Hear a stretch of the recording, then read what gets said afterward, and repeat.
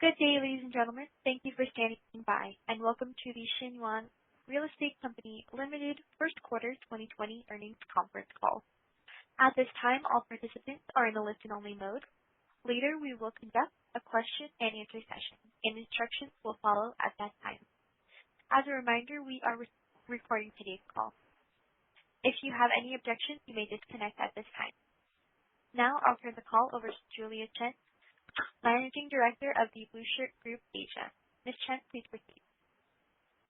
Hello, everyone. Thank you all for joining us on today's conference call to discuss Xinyuan Real Estate Company's financial results for the first quarter of 2020. We released the result early today. The press release is available on the company's website as well as from news press services. On the call with me today are Mr. Yong, Chairman and Chief Executive Officer, Mr. Brian Chen, Chief Financial Officer, Mr. Zhang, Director and President of Xinyuan China, Mr. Zhang Vice President. Mr. Yong will deliver opening remarks, and Mr. Brian Chen will provide additional details on the company's financial results and outlook. Before we continue, please note that today's discussion will contain forward-looking statements made under the Safe Harbor provision of the U.S. Private Securities Litigation Reform Act of 1995. Forward-looking statements involve inherent risks and uncertainties. As such, the company's actual result may be materially different from the expectations expressed today. Further information regarding these and other risks and uncertainties is included in the company's public filing with the SEC. The company does not assume any obligation to update any forward-looking statement except as required under federal law. With that, let me now turn the call over to our Chairman and CEO, Mr. Zhang Yong. Please go ahead, Mr. Zhang. Thank you, Julia, and hello, everyone. Thank you for joining our first quarter of 2020 earnings conference call. Our first quarter results were heavily affected by the COVID-19 outbreak. Revenue were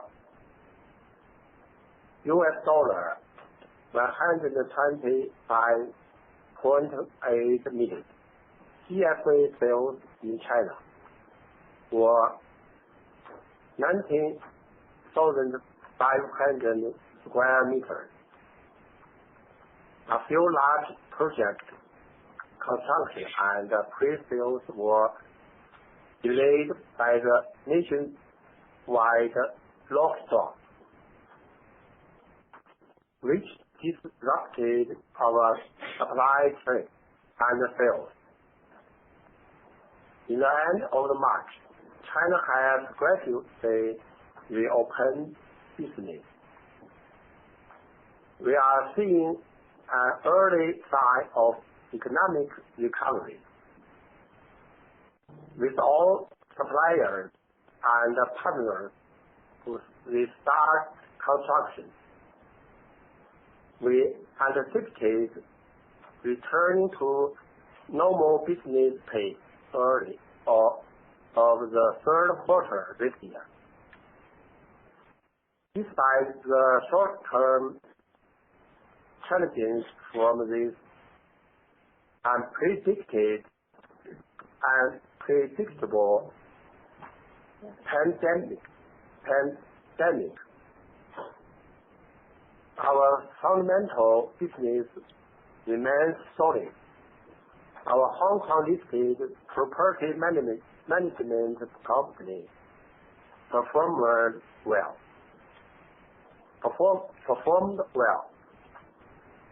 Our good cash position and ample liquidity enabled us to fully redeem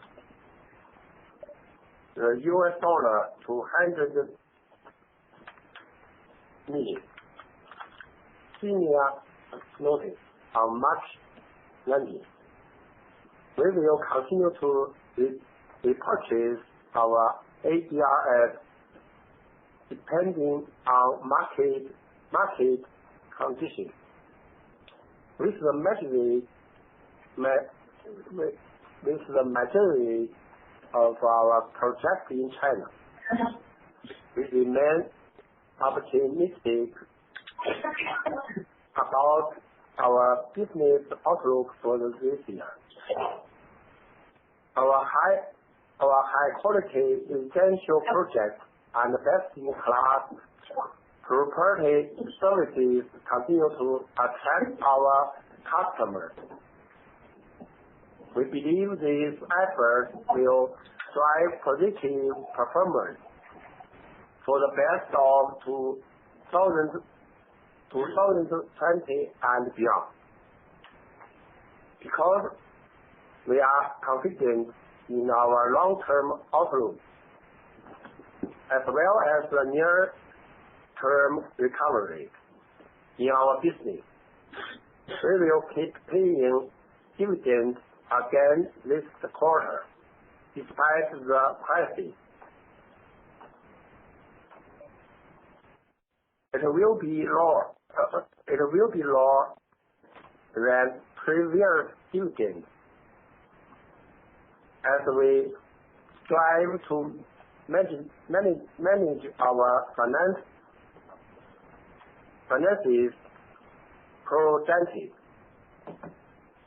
prudently. We are proud of our persistence of paying dividends for several years. It validates our commitment to enhance our shareholders' value and our continued confidence in the business, our financial capabilities, and the long-term market potential. With that, I will now turn the call over to our CFO, Chen, who will offer more details on financial performance. Please go ahead. Thank you, Chairman. Good morning, everyone, and thank you for joining the call. We hope that all of you and your families are safe and healthy during these tough times. First, let me give you an update on the impact of COVID-19. The impact on the business performance in Q1 was evident. In China, most of the cities had shut down business in part or entire of first quarter. We took immediate action once the outbreak started, which hurt business but ensured the safety of our employees and customers. We closed our sales and construction site, which disrupted construction and pre-sales. The main impact was in large projects in Beijing, Qingdao, Henan, and Xinyuan. The construction delay caused a significant decline in sales and revenue. We are looking closely with our supplier and construction partners to resume operation. We expect normal growth to resume in early Q3. Next, I will go through the key financials in this quarter.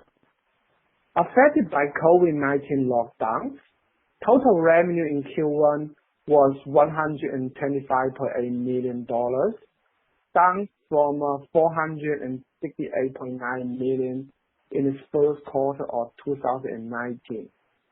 Contract sales in China totaled at $163.3 million in the first quarter of 2020, comparing to $478.9 million in the first quarter of 2019.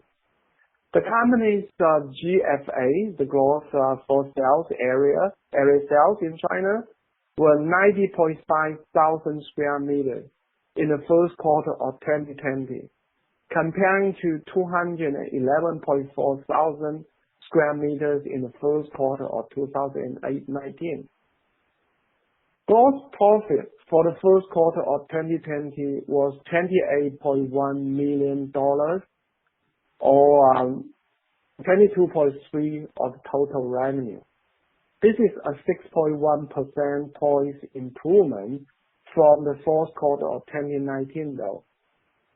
Sales and SG&A expense were $44 million, down 21.5% compared to first quarter of 2019. The cost savings are mainly due to lockdowns and internal cost savings, which reduce our sales and marketing expense. Throughout the crisis, we accelerated the platform and system integration, digitalize our business process, and further improve our operating efficiency. We will continue to optimize our cost structure in the quarters ahead. In addition, during the times, we have been aggressively exploring innovative sales channel, leveraging of both online and offline platforms. We developed our own online sales system. This will further help us to attract customers and increase our sales efficiency. Now, sales offices are reopening, so we are optimistic about resuming our business pace. The net loss for the first quarter of 2020 was $39.1 million, comparing to a net income of $18.2 million in the same quarter last year. Next, I will discuss the balance sheet. Our cash position and liquidity are solid. At quarter end, we have cash and cash equivalents, including restricted cash, of $933.1 million. This was after we redeemed $200 million of senior notes on March 19. As Mr. Zhang mentioned, we will again paying dividend this quarter and may repurchase our ADRs depending on the market conditions.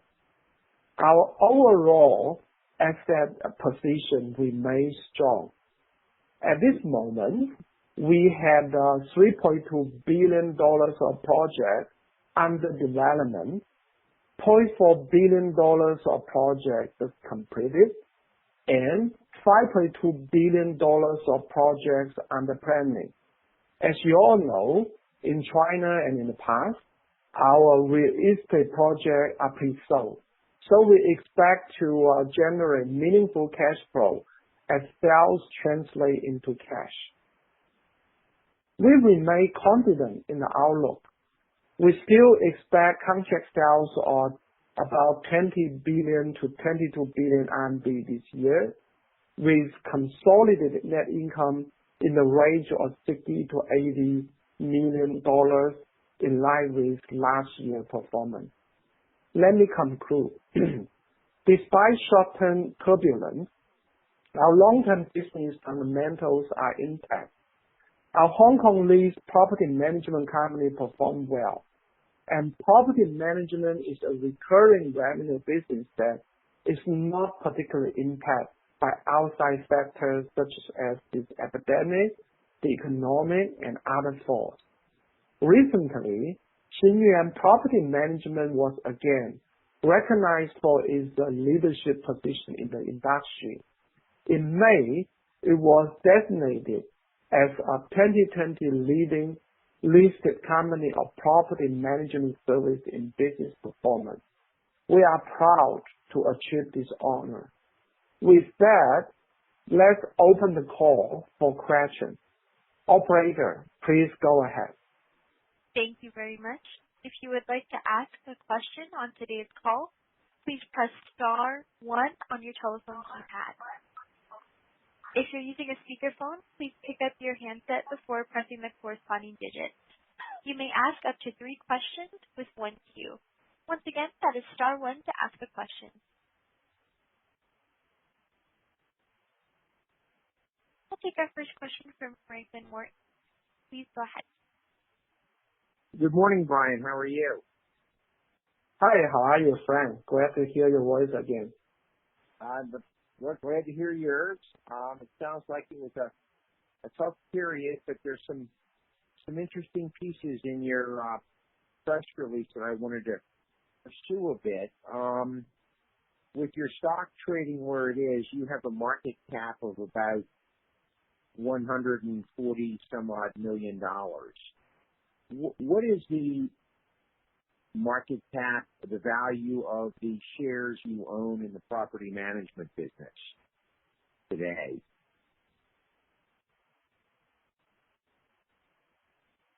Oh, for that one, is slightly higher than the parent company at about, I believe it's about 120 million US dollar equivalent. So my simple mind would say that I'm paying, as a shareholder, I'm paying for the property management business and I'm getting the property development business for free. You can almost say that this is why we're doing these bid and leases on the Hong Kong Stock Exchange. Within Xinyuan, other than the main business line, we had 5 auxiliary business. All of them had either already well established or had great potential to go on capital market operation. At this point, we don't think our share price and the capital market for the list code had reflect those value, let alone the true value of the main business line. So what your appreciation and what you said are actually right. Oh yeah, as a investor, I like to get things for free, and I hope someday people pay a lot of money for them. Can you talk a little bit about your repurchase strategy now that you've lowered the dividend? That gives you a little more financial flexibility. Have you bought any stock since the COVID outbreak, or what point do you think you might repurchase stock? For that time period, we purchased about 230,000 ADS, with value of somewhere close to $500,000. Going onward, we will look at the market condition and might continue to repurchase on the right timing. Yeah, I mean, it's just as you and I talked before, with your book value at, I don't know, $13 a share and the stock at 2.5, and based on your earnings projection, you know, you're talking a couple of times a PE multiple of 2. You know, it's pretty compelling, and you know, I would encourage you to, you know, as prudent, but to consider, you know, continue the repurchase program. And the last thing is I wanted to just compliment you on how well you all held the business together in what was obviously a very, very difficult period. I mean, a lot of companies, when they shut down sales, shut down construction, they don't come back, and you all appear to have come back very quickly and very strong, and I think that's a testament to the quality of the management and your strategy. So I just wanted to congratulate you on that. And that was my last comment. Thank you, Frank. Our fundamentals still there. We had a strong land bank. We believe that this hit is just temporary. With the epidemic phase out in China gradually, even within Q1, month by month, we see a noticeable improvement. Q2, we still hanging there, but we see even better recovery. Believe that by early Q3, business will go back to normal. We were able to even recover those postponed or pent up demand and sales in Q3 and Q4. Great. Thank you very much. Thank you, Frank. reminder, that's star one if you'd like to ask a question. We'll take our next question from George Guo. Please go ahead. Hi, Brian. Thanks for taking my call. My question is, with the recovery in place, when do you expect to restore the dividend? To go back to the old dividend. You know that Xinyuan, we have maintained this record for many years.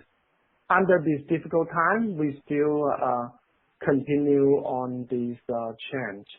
At the same time that we had to make some big cuts due to the environment.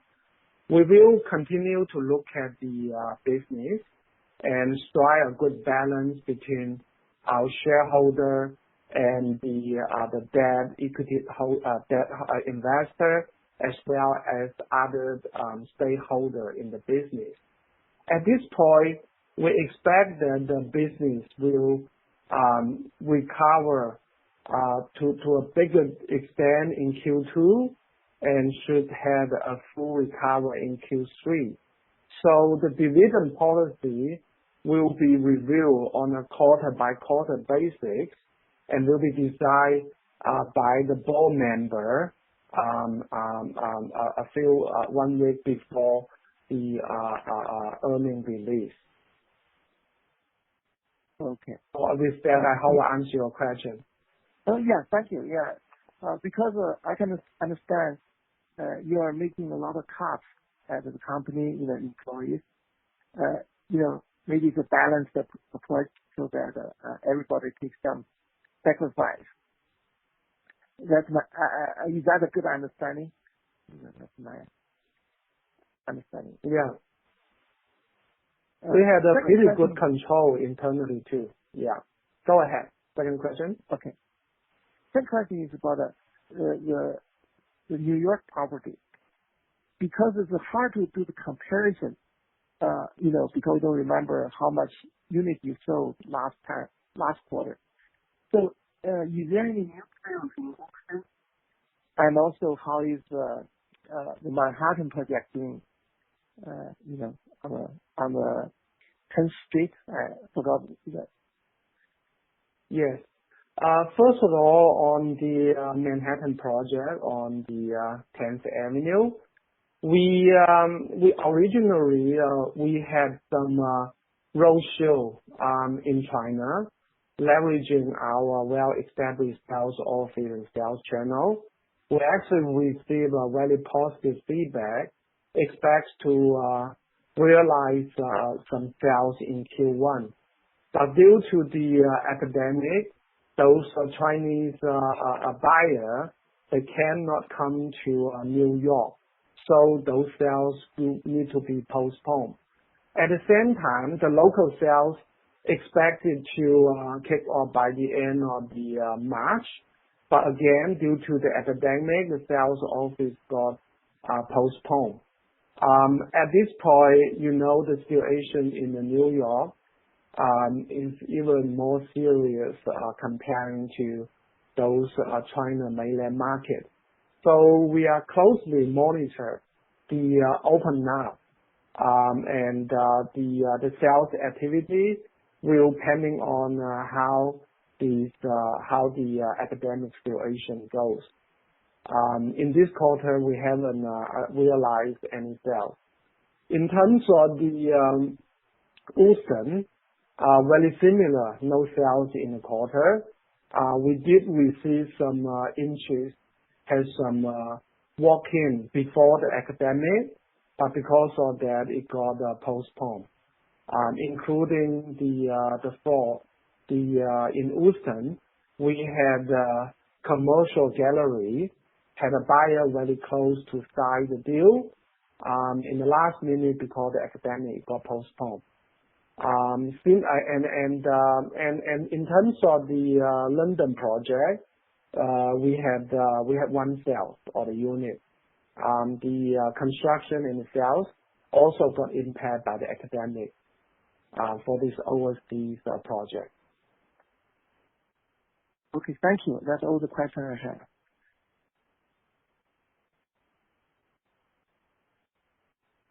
we'll take our next question from Chang Shah. Please go ahead. Hi. Hi, Brian. Can you hear me? Yes, no problem. Hello? Yeah, hi, Brian. Yeah, nice no to problem. speaking to you again. Okay. So, my first question is, I am from China and I can speak Mandarin, but for most of the U.S. investors, they're unable to use the original language. So it's very hard for them to conduct due diligence, and some investor may, especially after what happened with Latin Cafe this year. So some investor has doubts about the company's financials and stuff. And I conducted due diligence, and I know the company's financials are very real. But in order to help U.S. investors better understand the company, have you considered to increase transparency by better disclosure about your individual projects, like on your investors relations website, as well as maybe maintain a social medium awareness, for example, on Twitter or Facebook or even YouTube, so that investors get a better up-to-date information about your project? Absolutely, and thanks for your call. Hear your voice again. First of all, Xinyuan since released in New York Stock Exchange. In the past, we really care about our reputation and the compliance and the integrity. For the past 13 years in a row, we've been audited by EY, being compliant with SOX. We maintain a really good record. We are not those bad apples that we don't want to comment on. We focus on ourselves. And you are absolutely right that the majority of our shareholders at the moment still mainly coming from U.S., from the East Coast and the West Coast. We commit to improve the communication with them. Early this year, I spent 3 months time in New York. We replaced our PR company. We explore more communication channel, including those social media. At the moment, we are already laid down some plan. After this call, we are going to implement a few of them to enhance the communication, have more in-depth and thorough communication, including the detailed project disclosure. And on top of this investor call, we mean to create a more roadshow and more real-time presentation and talking more questions from shareholder on more awareness and more platforms. Yeah, that would be great, because every time I listen to the conference call, like the only question that investors are able to ask is your London project or your New York project. But that's a very small part of your overall business, and I think you know that. So yeah, like my biggest concern is, by the way, and my second question is, like your company has, like generally, like for business, for real estate development business listed on Hong Kong, like generally they have a relative high valuation compared with your PB ratio. So have you considered maybe have a dual listing in both Hong Kong and the U.S. so that you can potentially get a revaluation from the market? At this moment, the board and the capital market department will explore all alternatives.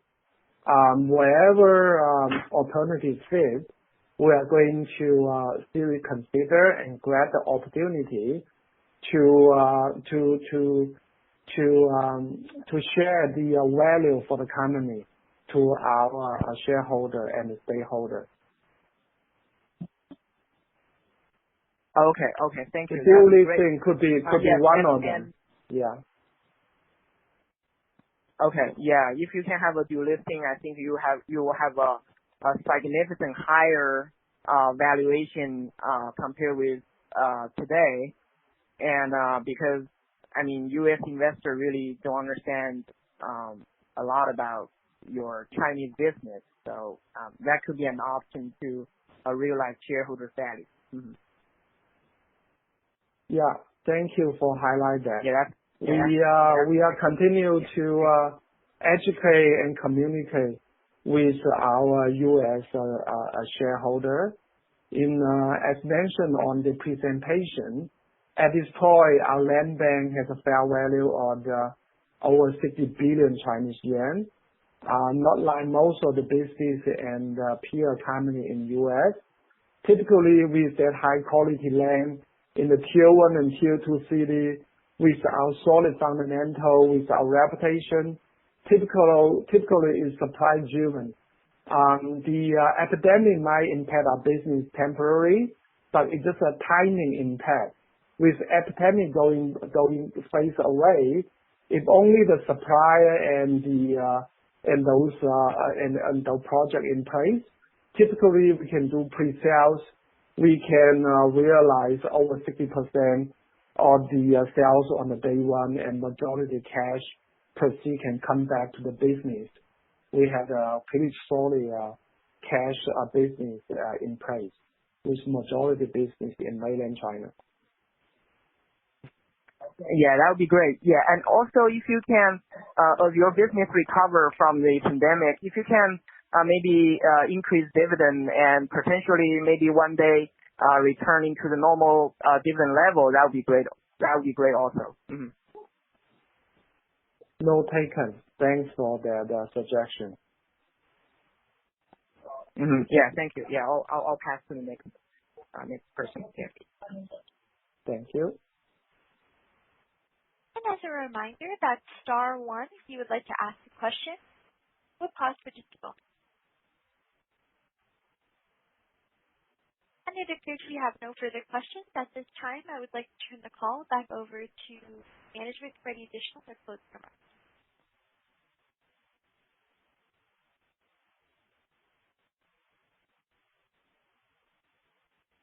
Oh, I'm sorry. Thank you. I'm sorry. We do have a question in the queue. We will take our next question from Max Koenig. Please go ahead. Yeah, hello. It's Max Koenig calling from Germany.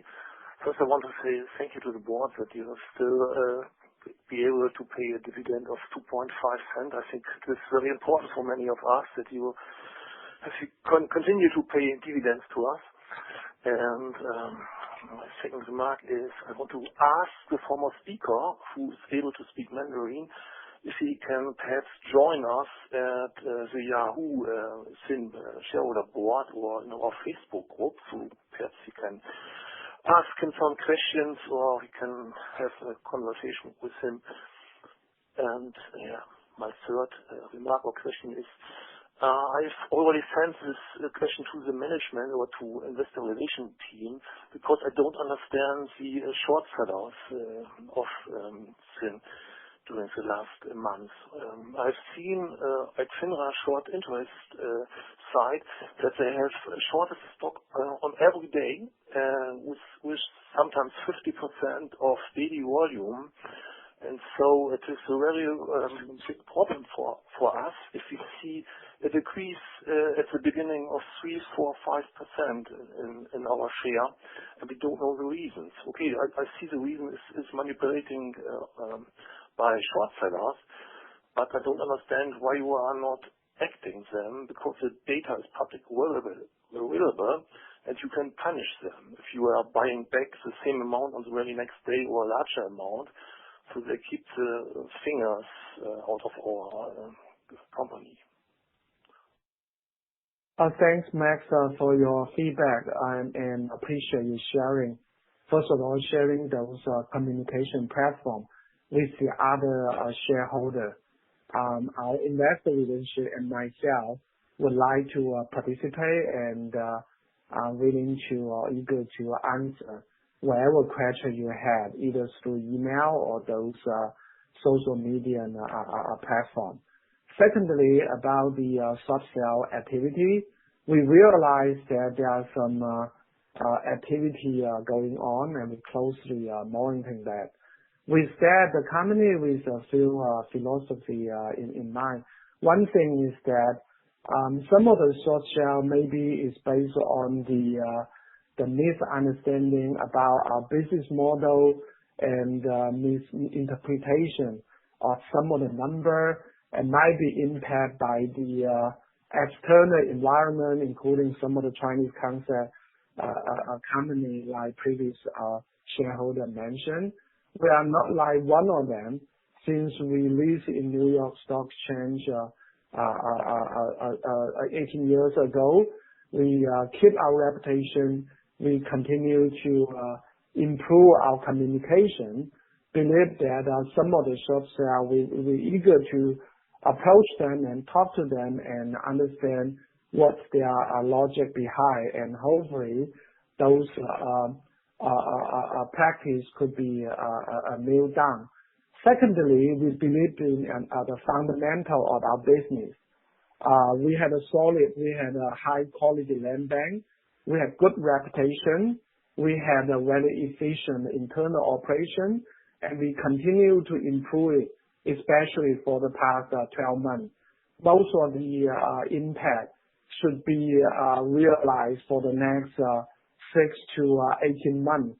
With that, we believe our performance, our credit rating, a lot of the obvious performance will be able to show to our shareholder. So the share price will coming up through that performance presentation. Last but not least, we all, as mentioned on the previous call, we also closely monitor the situation. If the timing is right, we are not shy to doing the buyback. The board does have a umbrella or a bucket approval for the share buyback. It's up to capital market team to make the call when the timing is right. Okay, many thanks. Thank you, Max. Appreciate your call again. And once again, that's star one if you'd like to ask a question on today's call. We'll pause for just another brief moment.